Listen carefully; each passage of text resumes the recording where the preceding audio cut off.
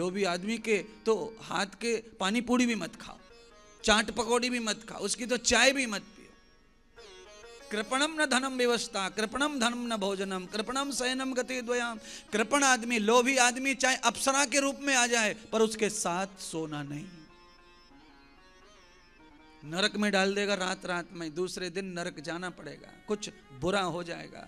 इसलिए लोभी आदमी जो होता है वो बहुत बड़े स्वार्थ में रहकर ही किसी के साथ रहता है, मदद करता है, प्यार करता है। इसीलिए लोभी आदमी का प्यार नहीं चाहिए। लोभी आदमी के साथ सहन मत करो, प्रेमी के साथ करो, अपने के साथ करो।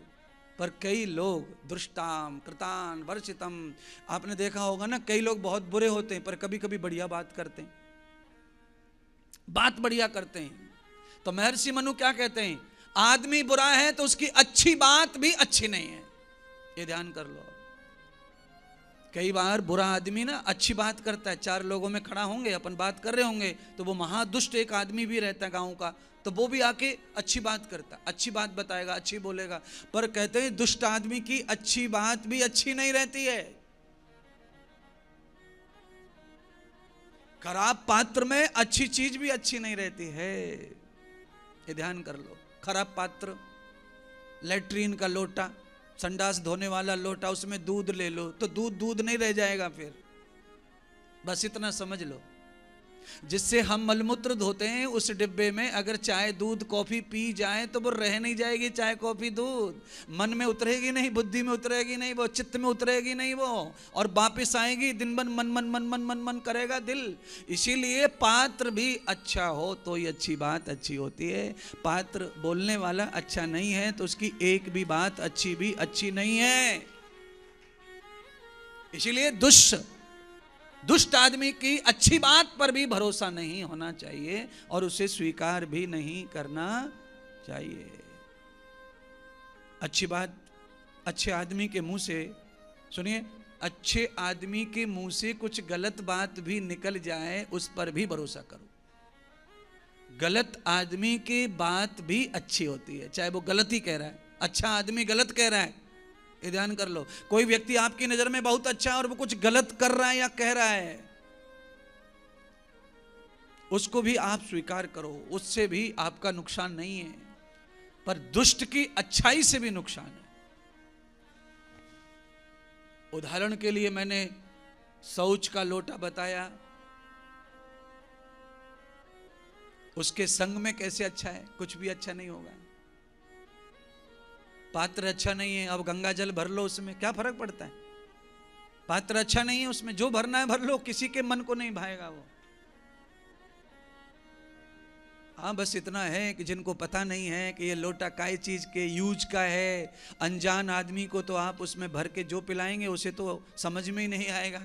पर जो जानते हैं कि अच्छा नहीं है वो तो नहीं पिएंगे ना उसमें से। हमारे यहाँ मांजने की परंपरा क्यों है फिर? इसीलिए मांजने की परंपरा है।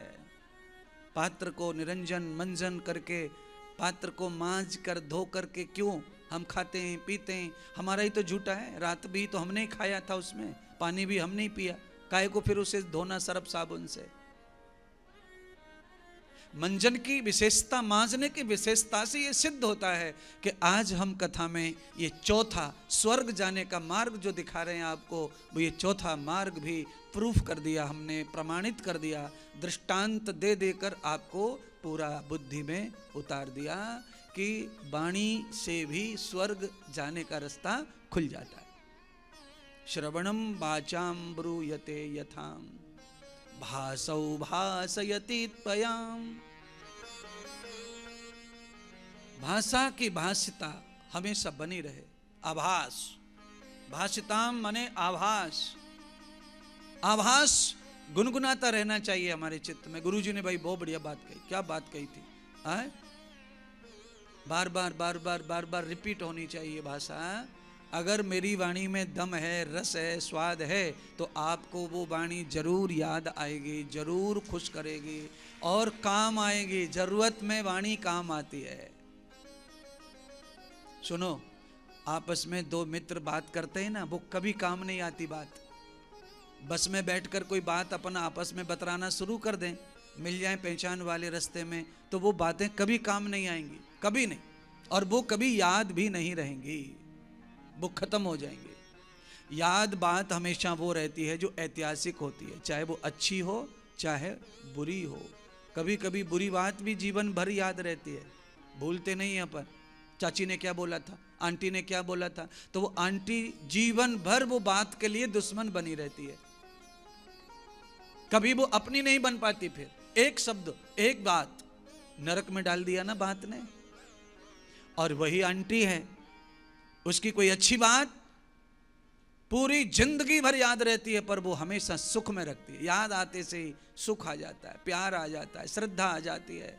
आंटी के पैर छूने को मन करता है याद करके ही। उनकी बात वो भी बात है और ये भी एक बात है। आंटी सामने आ जाए तो मारने को जी चाहता है, ये भी बात है। बात के ऊपर ही तो मारने को जी चाहता है। आंटी ने कौन से कान काट लिए मेरे, नहीं, बात के ऊपर ही आंटी दुश्मन है, बात के ऊपर ही आंटी से लगाव है। इसीलिए ये दोनों रास्ते खोल दिए यहां कि नरक और स्वर्ग। कृपणम धनम विभूषितां भाषणम कृतः